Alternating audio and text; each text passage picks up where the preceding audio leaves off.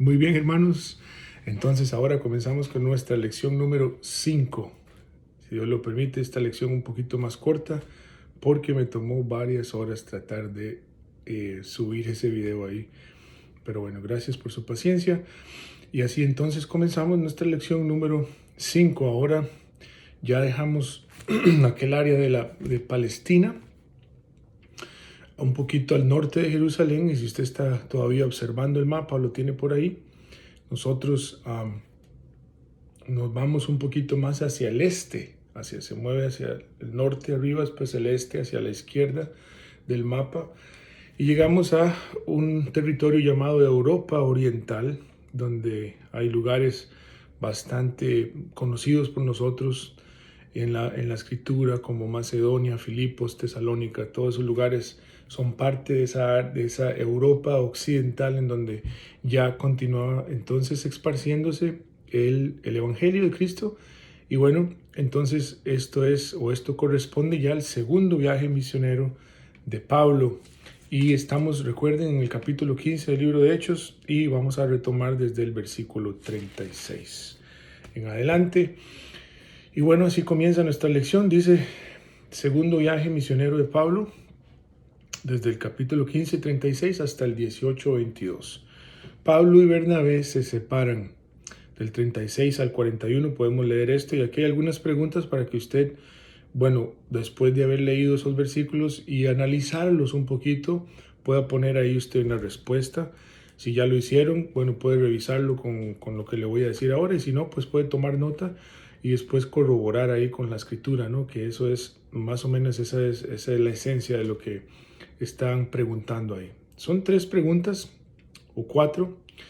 Tres preguntas, y la número 4 son puntos para aprender, pero la primera, punto A, dice: ¿qué preocupación manifiesta Pablo aquí, la cual lo caracterizó siempre? ¿Cuál es la preocupación de Pablo que dio a luz todo este asunto de una separación entre Bernabé y él en los viajes misioneros? Bueno, Pablo era una persona con unas convicciones muy fuertes de lo que él pensaba que Dios lo había llamado a hacer, así que él no estaba contento con solamente ir y predicar el evangelio en un lugar y después brincar a otro y a otro.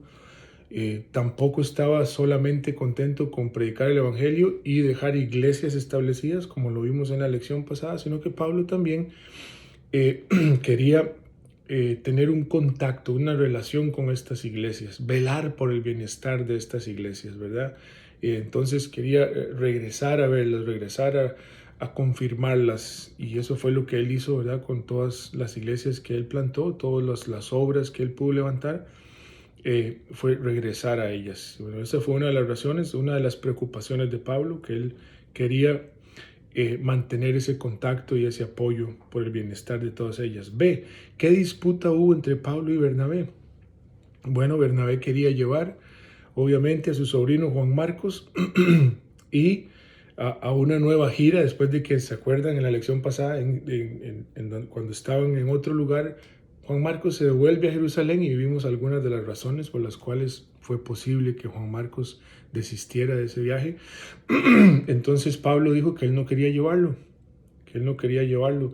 Ya los había abandonado en un momento, y en otras palabras, Pablo dijo: yo no me voy a arriesgar a que me dejen botado otra vez.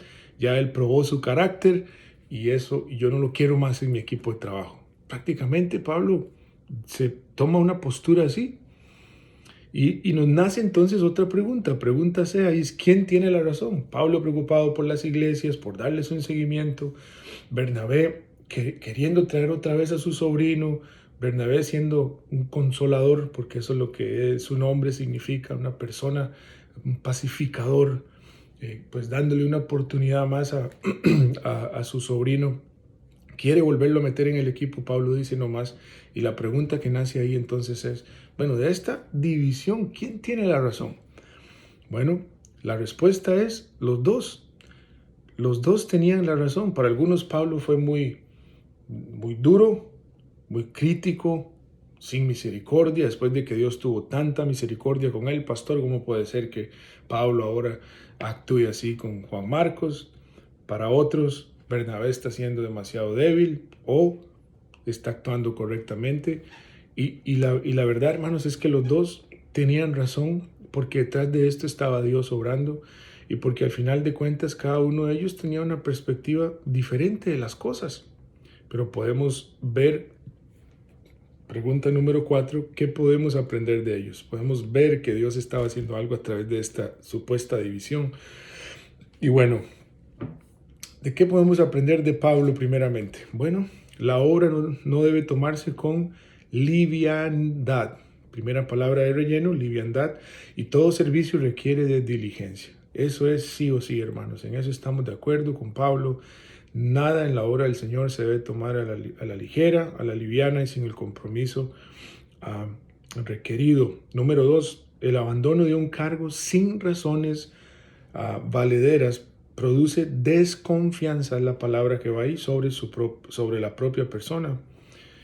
Bueno, hablamos de algunas posibles razones, así que razones valederas o no, el abandono de un cargo, ¿verdad? Sin que realmente esto sea guiado por Dios, pues genera desconfianza en una persona, ¿verdad? Que un día está y otro día no, o cualquier tipo de adversidad lo pueda mover a dejar la obra. Son lecciones prácticas, ¿no?, que estamos aprendiendo de esto.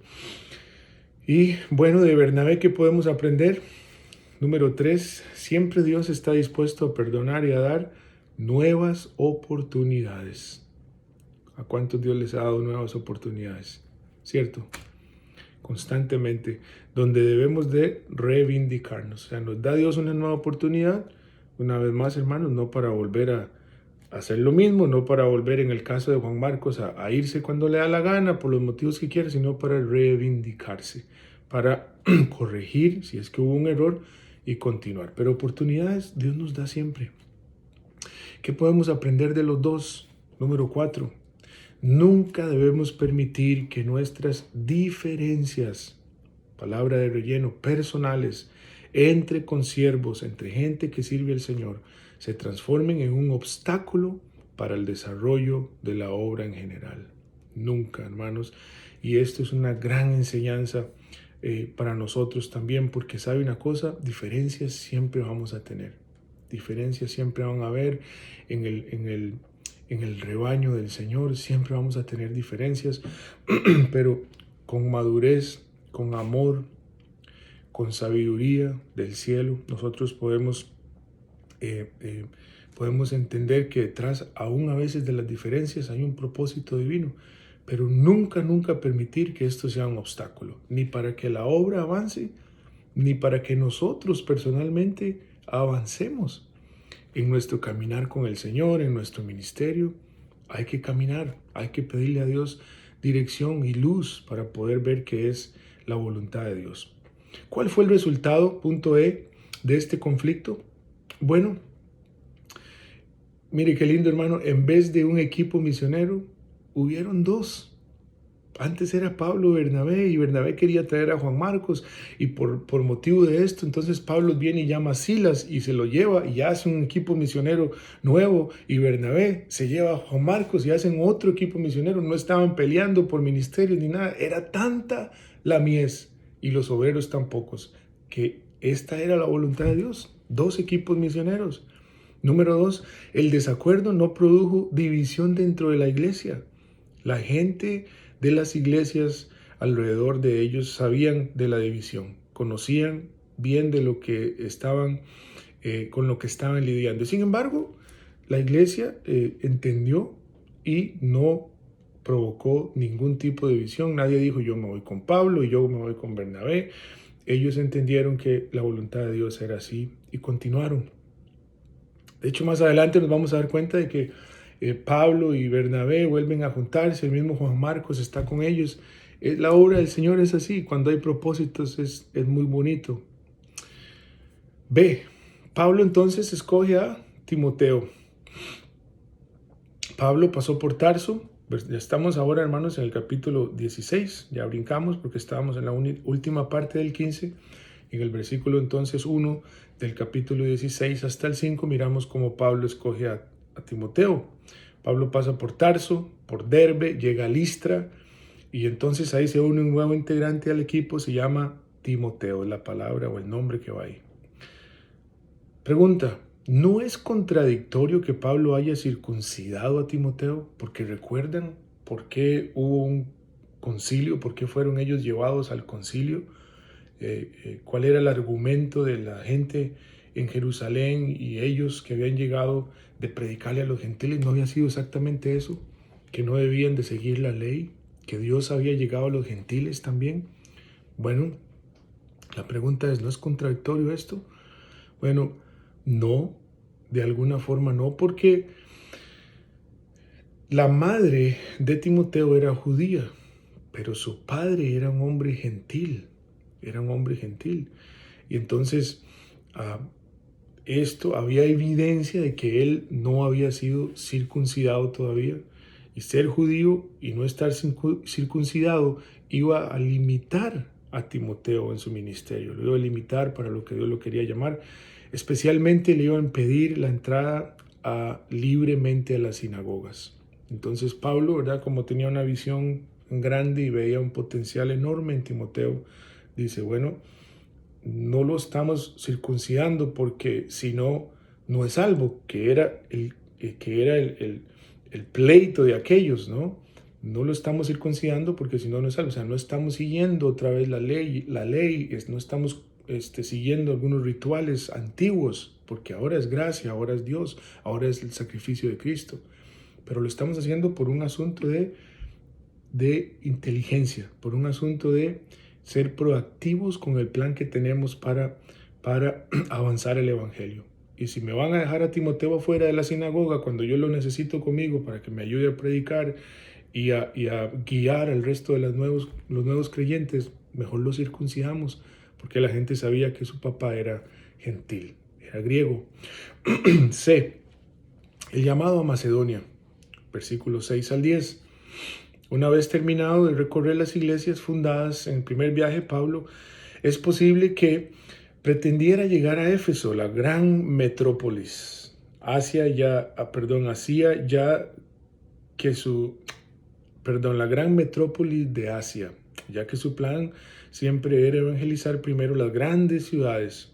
Al ser impedido por el Espíritu Santo cuando llegaron a Misia, al parte noroeste de Asia, intentaron ir a Bitinia, que era la parte norte de Asia, pero el Espíritu Santo se lo impidió. ¿Se acuerdan de esa visión que él tuvo? No tuvo otra alternativa que seguir hasta el final en la dirección en que viajaban hasta el pueblo de Troas, donde toparon con el mar. Punto A.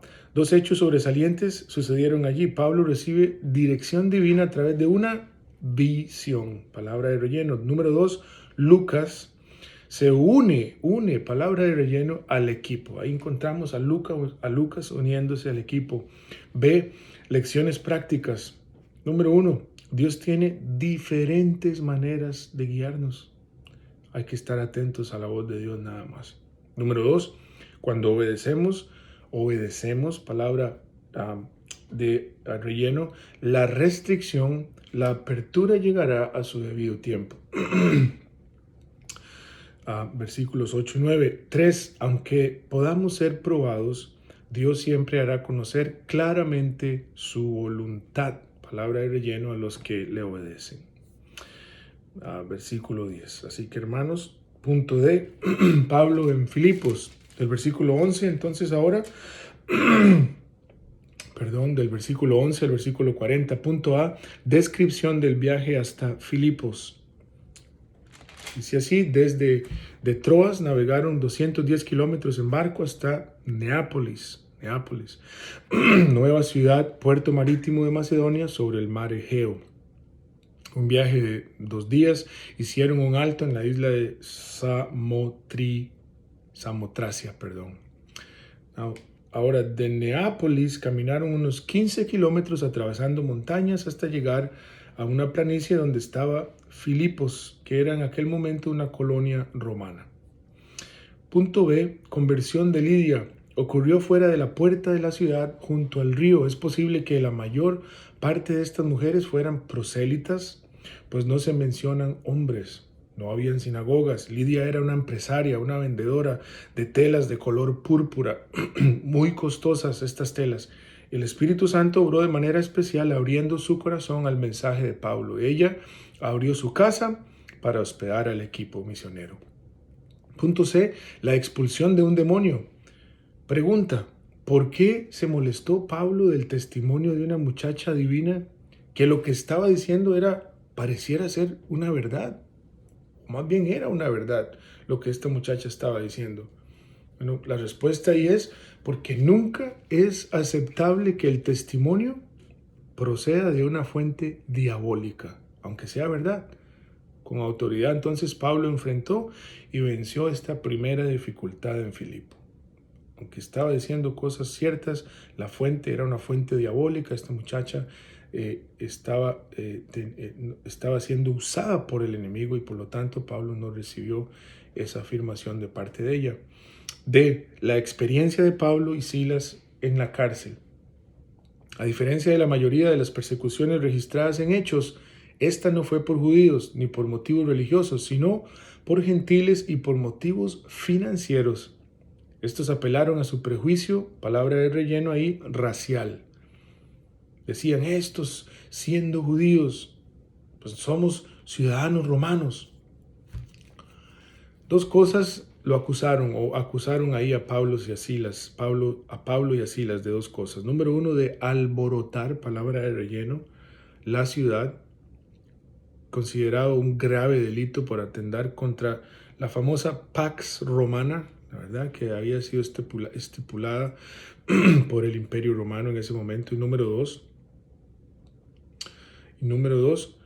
enseñar, palabra de relleno, enseñar costumbres lícitas para un ciudadano romano. Perdón, costumbres ilícitas, no lícitas, ilícitas, prohibidas para un ciudadano romano.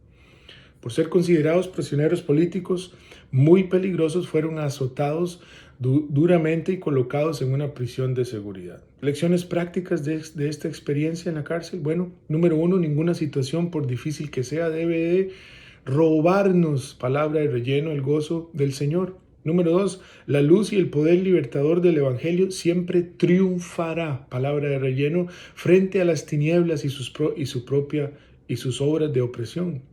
Número 3, debemos ser celosos de dejar una buena imagen, es la palabra ahí, de el Evangelio ante la sociedad que ministramos. Muy importante, preciosa historia, léala, deténgase, medite y vea el poder de Dios ahí. Punto E, la labor en Tesalónica y Berea. Ya pasamos entonces, hermanos, al capítulo 17, cuando predican en Tesalónica. El viaje hasta Tesalónica. Distaba a unos 160 kilómetros de Filipos. Esta era una ruta comercial muy importante. Pasaron por Anfípolis, que era la capital de uno de los distritos en Macedonia, y Apolonia. Tesalónica era la capital de Macedonia y la mayor ciudad. Tenía una sinagoga y Pablo una vez más la utilizó como un lugar estratégico para comenzar su labor evangelística. Ocurrió el resultado típico después de las predicaciones de Pablo. Número uno, un grupo de judíos como de griegos piadosos creyeron y se unieron a formar parte de una nueva iglesia que comienza ahí. Número dos, se despertó los celos, palabra clave ahí, entre los maestros judíos, quienes se unieron para alborotar la ciudad y levantar una persecución en contra de ellos. Asaltaron la casa de Jasón, usted puede leer eso ahí en el versículo 5 en adelante, donde el equipo había estado hospedado con el fin de acusarles ante la asamblea del pueblo de sedición. Punto B, el viaje a Berea. Estaba a unos 75 kilómetros al sur de Tesalónica por la misma ruta, Egnatia, y dos características sobresalientes de los judíos en Berea que podemos aprender de ellos, hermano. Aquí hay grandeza en estos creyentes de Berea. Número uno, tenían una gran gentileza. Era gente muy noble, muy gentil, a diferencia de la gente en Tesalónica. Y número dos, oiga bien esto, sometían cada enseñanza a la corroboración de las Escrituras. Les predicaba algo a Pablo y Timoteo y Silas, y ellos iban y decían: vamos a ver si lo que nos predican está en la Biblia, si eso es así, si eso es verdad. Y Y de ahí hay una, ¿verdad? Hay una gran enseñanza, porque esto eran creyentes sólidos. También Berea fue alborotada por los judíos de Tesalónica, y Pablo debió ser trasladado por los hermanos hasta Atenas, mientras el resto del equipo quedó allí por un tiempo para establecer a los nuevos convertidos. Pablo predica ahora entonces en Atenas, versículo 16 al 34 del capítulo 17. La predicación famosa de Pablo, ¿verdad? En Atenas, en ese lugar. Lo miraremos entonces aquí. Atenas fue el más grande centro cultural y educativo del mundo antiguo, una de las grandes capitales del mundo. Punto A, desafío ante el Areópago. La ciudad, entregada a la idolatría, llenó su alma de dolor e ira y no pudo callar. Ese fue el desafío. En Atenas, Pablo desarrolló un doble ministerio, para lo cual estaba especialmente preparado. Número 1, con los judíos. Palabra de clave ahí de relleno: judíos en la sinagoga. Él había aprendido a los pies de Gamaliel. Entonces, estaba especialmente preparado para este ministerio. Y número 2, entre los gentiles.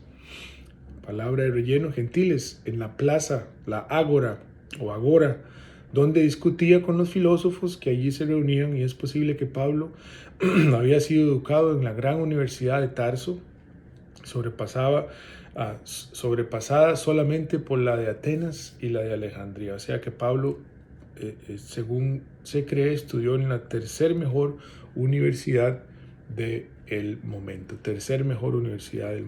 de la época. B, el enfrentamiento con dos corrientes filosóficas. Número 1, los epicúreos, con tilde en la U, epicúreos. En la U, eran materialistas, consideraban todo como materia, aún los dioses. Para ellos el mayor bien era el placer. La vida consistía en buscar la comodidad y la tranquilidad. Cuán parecida a la vida de ahora, hermanos. Solo digo.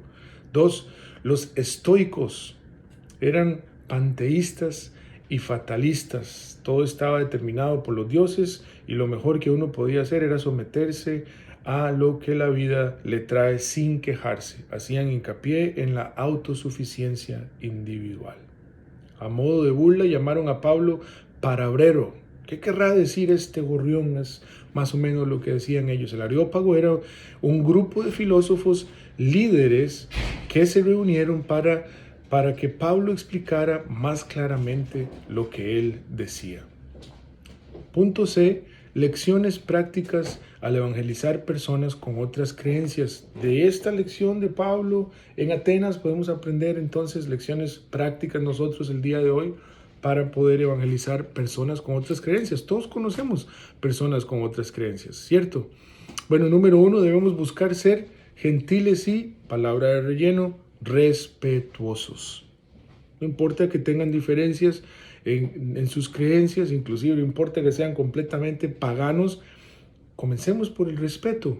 Es la llave, creo, que nos va a abrir la puerta para poder continuar. Número 2, debemos buscar los puntos en común antes de señalar las diferencias, que es uno de los grandes problemas que yo he visto por años en la iglesia cristiana, ¿no? Que somos buenos para aplicar la vara de disciplina a los inconversos, apuntando primero las diferencias y siendo inclusive irrespetuosos. Y así, hermano, nunca vamos a ganar a nadie, o más bien los vamos a alejar más de Dios.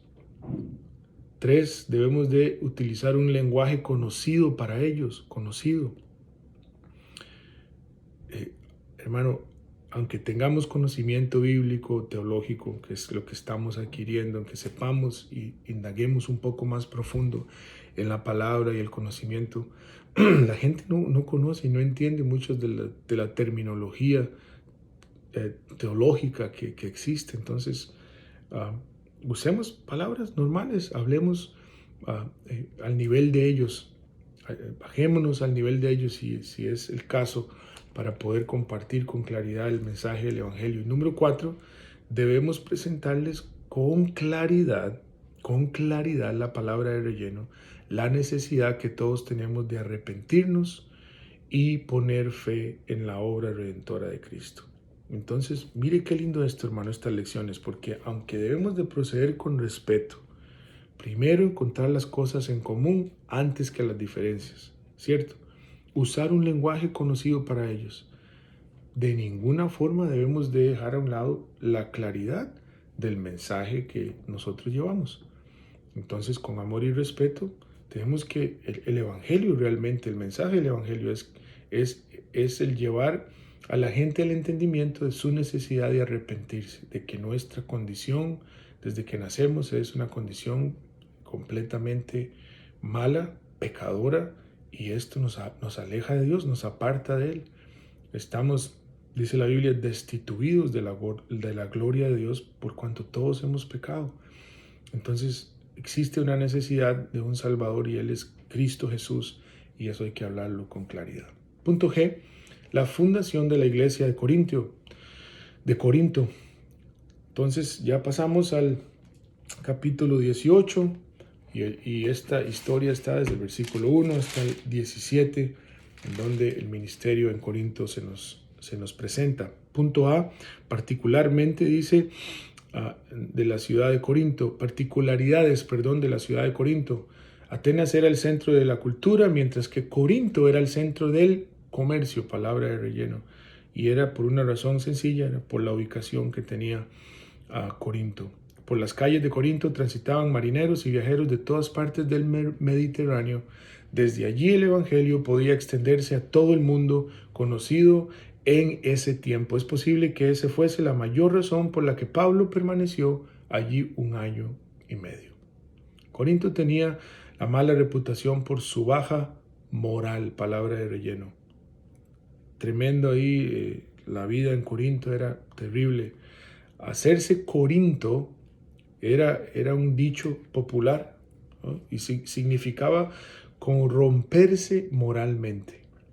El templo de Afrodita en Corinto contaba con 1000 prostitutas sagradas.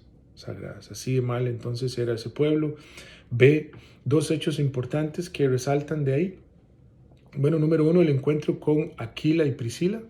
Eran judíos con quienes compartió el mismo oficio, o más bien compartía el mismo oficio, era el de fabricar tiendas. Pablo también se rebuscó, por decirlo así, el sustento en algunas ocasiones. 2, la entrega total de Pablo a la predicación del Evangelio. Ahí lo encontramos. Son 2 importantes hechos que resaltan. Punto C, ministerio de Pablo en la sinagoga. La palabra que va ahí es sinagoga. Por un corto tiempo, Pablo pudo ministrar en la sinagoga, discutiendo con los judíos, demostrando que Jesús era el Mesías, hasta que fue expulsado de ahí. D, ministerio en la casa de Justo, palabra de relleno. Pablo optó por celebrar sus servicios en casa de Justo, la cual estaba al lado de la sinagoga, donde prácticamente había sido expulsado. Razones posibles para ello. Número 1, quería estar convenientemente situado donde los adoradores judíos pudieran hallarlo con facilidad. Número 2, la ventaja de estar en casa de un ciudadano romano. Resultados de esto, bueno, número 1, Crispo, el principal de la sinagoga, se convirtió junto con muchos más. Número 2, Pablo fue llevado por los judíos al tribunal, la palabra que va ahí. 3, como no pudieron condenar a Pablo, se desquitaron con Sóstenes. Punto H, Pablo vuelve a Antioquía de Siria. Regresa entonces a el primer lugar donde comenzamos la lección número 4, Antioquía de Siria. Del versículo 18, capítulo 18, versículo 18 hasta el 22, encontramos esta historia. Desde Corinto, Pablo emprende el viaje de regreso al punto de partida. En el transcurso, 2 breves visitas importantes. Punto A, una visita a Éfeso. Allí entonces le dejó a Aquila y a Priscila, o más bien los dejó ahí, quienes le venían acompañando. Se mostró con su cabeza rapada, pues había hecho posiblemente un voto temporal nazareato o nazareo. Predicó unos días en la sinagoga, dejando ver que no había abandonado su deseo de establecer una iglesia en ese lugar. B, visita a Jerusalén. Con esto terminamos. a Jerusalén en la palabra de relleno, posiblemente para ofrecer su cabello cortado en el templo, marcando el fin de su voto nazareo o nazareato. Y de allí entonces Pablo vuelve y viaja a Antioquía de Siria. Ese entonces, hermanos, es el segundo viaje misionero del apóstol Pablo. Así podemos ir viendo una progresión, ¿verdad?, en la expansión del evangelio desde Jerusalén hasta Palestina, de Palestina a Europa oriental, y miramos cómo Dios está haciendo la obra en medio de todos estos pueblos. Y lo lindo es que terminaremos viendo cómo Dios continúa haciendo la obra aún en nuestros días hasta que Él regrese. Así que, hermanos, espero que este haya sido bendición. Un poquito menos de tiempo en este video. Espero que les llegue pronto. Que Dios los bendiga. Muchas gracias. Cualquier pregunta, aquí estamos.